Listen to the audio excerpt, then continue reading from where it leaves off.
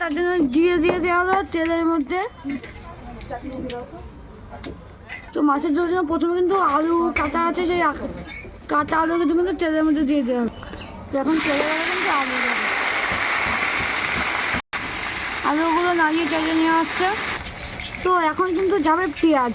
মাছের ঝোলের জন্য আলু দিয়ে দিয়েছিল, এখন যাচ্ছে পেঁয়াজ দিয়ে ভালো করে নাড়িয়ে চেড়ে নেওয়া। ওদিকেও কিন্তু মাংস রান্না হবে চিকেন, তার জন্য ওদিকে কিন্তু পেঁয়াজ দিয়ে দিই। এখন চলে যাবে কিন্তু আদার পেস্ট, এরপর যাবে লঙ্কার পেস্ট, এখন যাবে রসুনের পেস্ট। এবার এইগুলো দিয়ে ভালো করে মানে মশলাটা কষিয়ে নিয়ে হবে, আলুর মশলা। তারপরে মশলা কষানোর পরে তারপরে মাছ দেবে। এবার যাবে লবণ, পরিমাণ মতো হলুদ, এবার নাড়িয়ে চাড়িয়ে নেওয়া হবে। দিয়ে দেওয়া হলো কিছুটা পরিমাণে টমেটো কুচি, একটু কষিয়ে নেওয়া হচ্ছে। দেখো ভালো করে, দেখো মশলাটা ভালো করে কষিয়ে নেওয়া হচ্ছে।